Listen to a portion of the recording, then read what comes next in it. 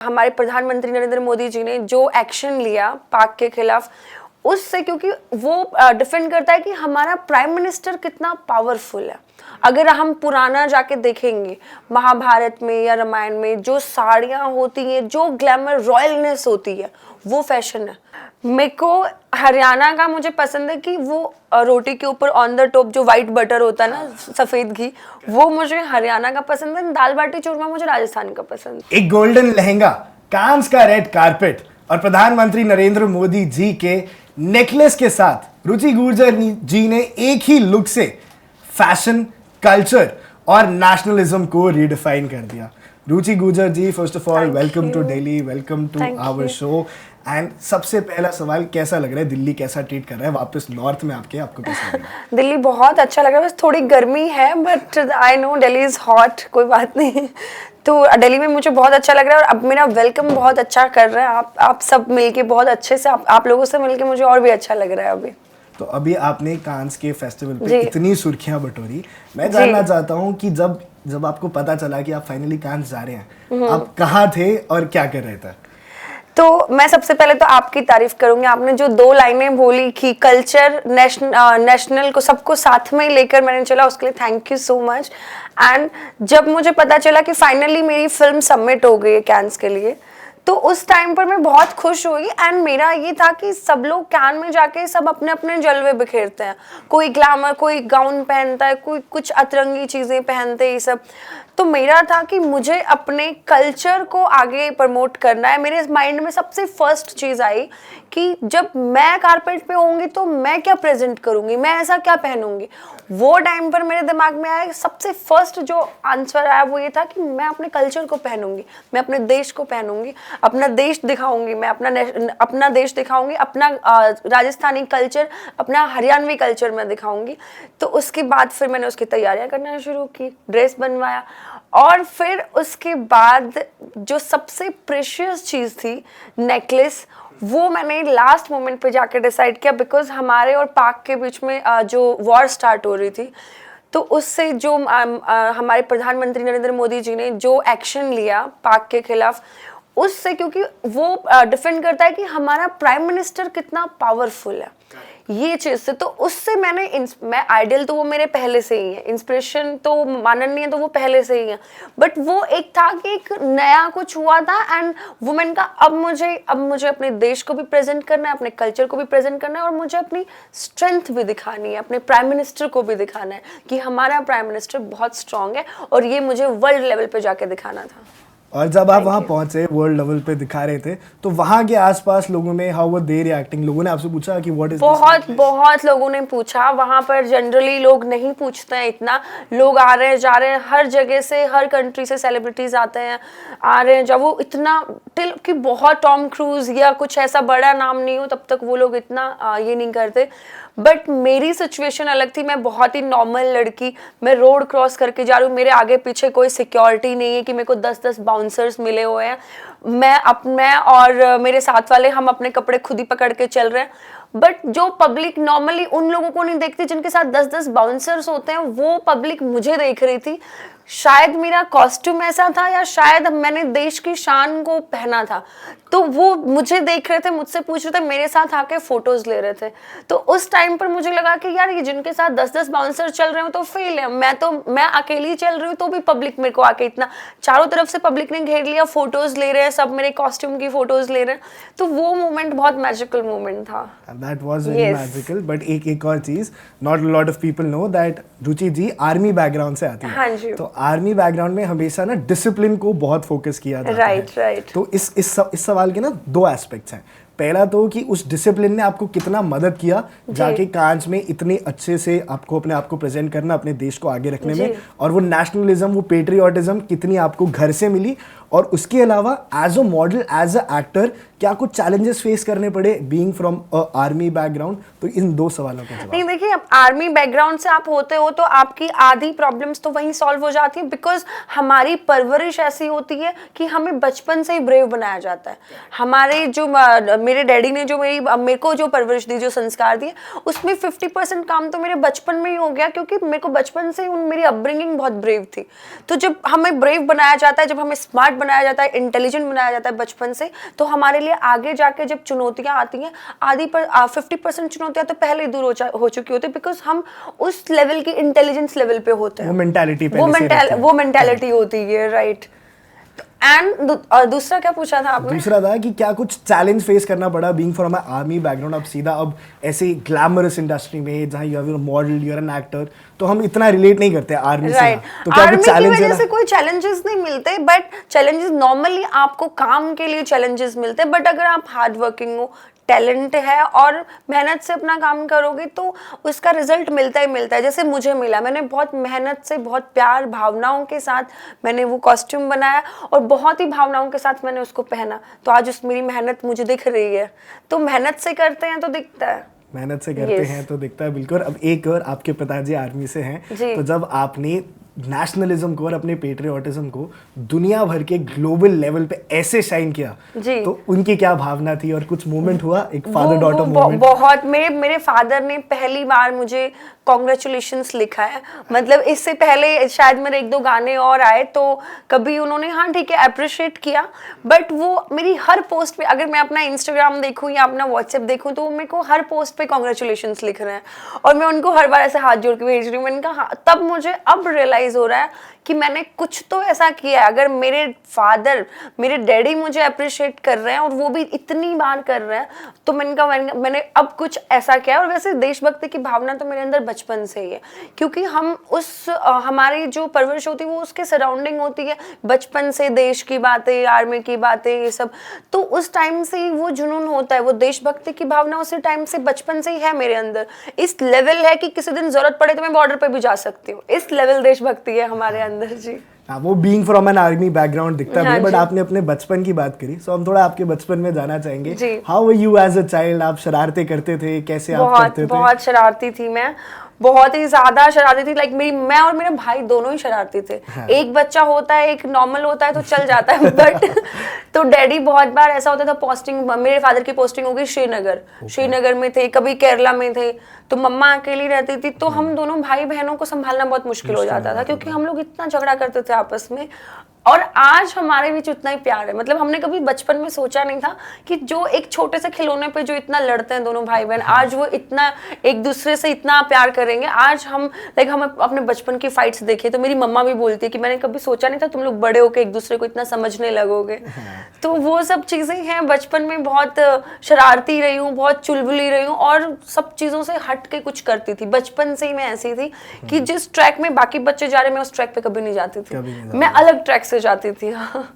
और फिर बचपन से ही ये मॉडल और एक्टर बनने का ख्याल कहाँ से आया, कैसे आपने शुरुआत की? देखिए बचपन से नहीं, बचपन में बहुत प्लान्स चेंज होते रहते थे कि कभी एरोप्लेन देख ली तो पायलट बनना है, डॉक्टर के यहाँ चले गए तो वो कान में लगा के मेरे भाई को बोलते थे लाओ तुम्हें चेक करूँ, मुझे डॉक्टर बनना है, देखो तुम्हारी धड़कनें कैसी चल रही है।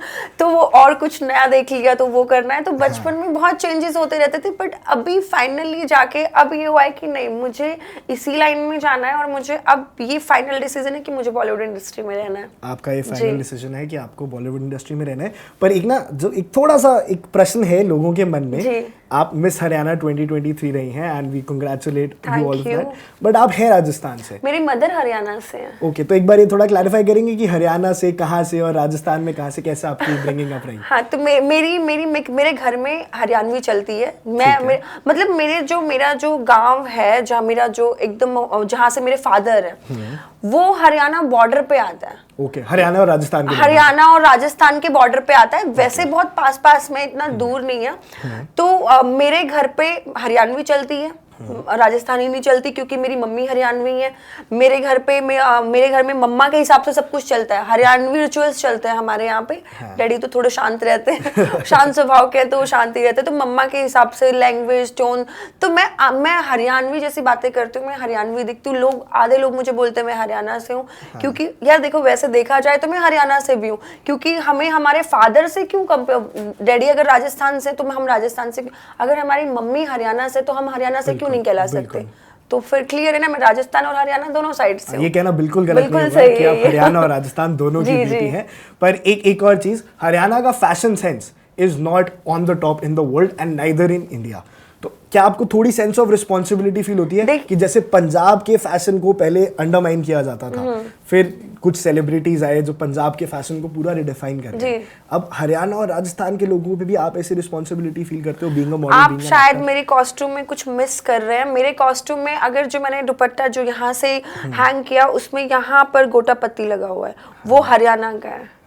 वो मैं कभी भी किसी भी चीज में मैं मॉम डैड सबको देश सब चीजों को साथ में लेकर चलती हूँ।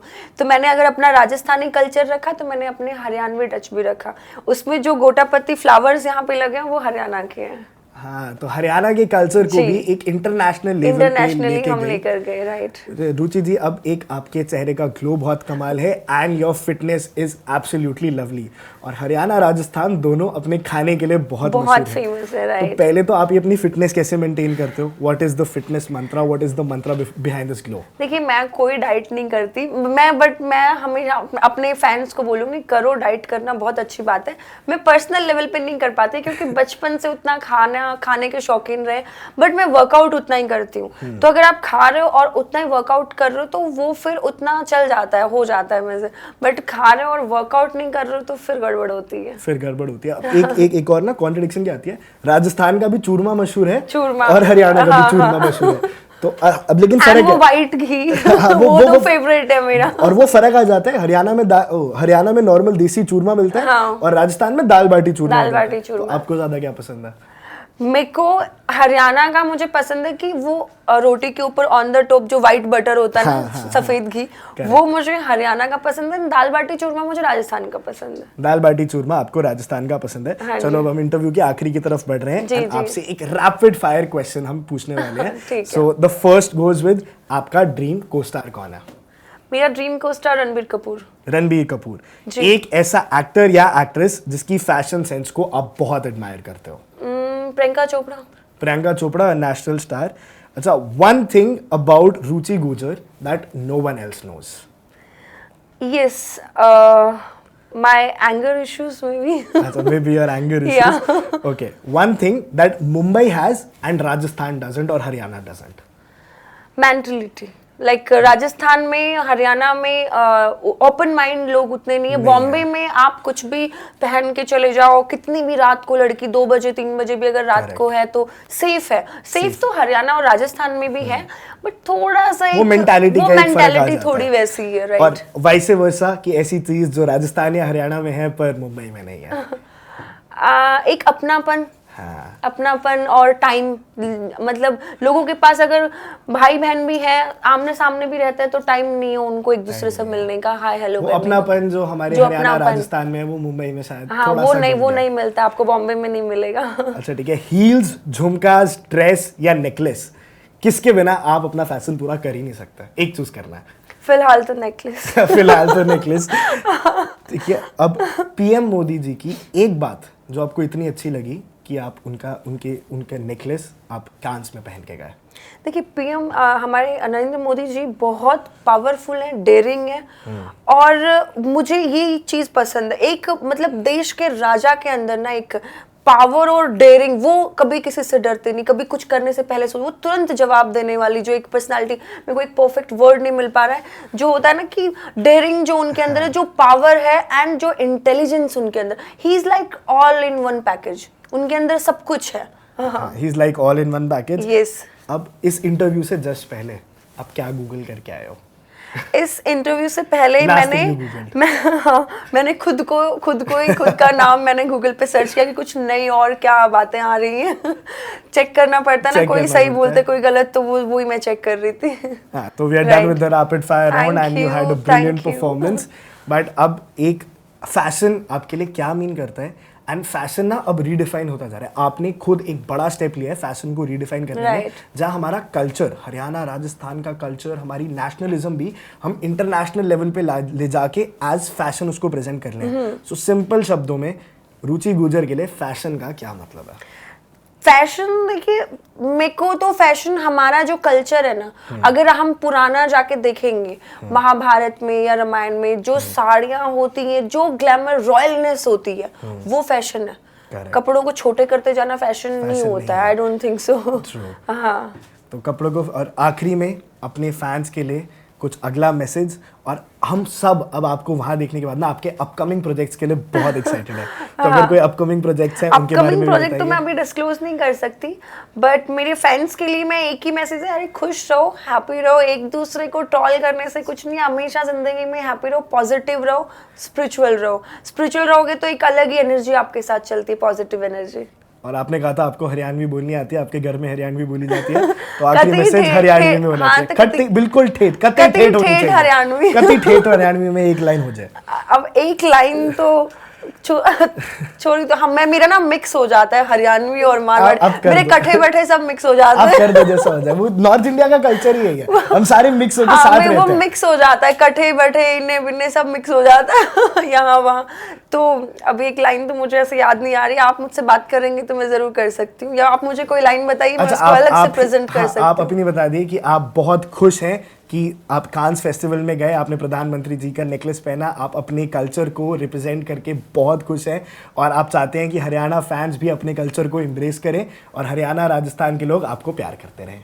यूं ही आपको प्यार हरियाणा बनाए और रहें। राजस्थान के लोग तो मेरे को प्यार तो करते ही हैं और करते रहेंगे, और मैं उनको आगे और भी ऐसे ऐसी इंस्पिरेशंस देती रहूंगी कि मुझे और प्यार करें। Thank you. तो बहुत बहुत धन्यवाद Ruchi Gurjar ji, was Thank really you. Interactive and a fun talk with you.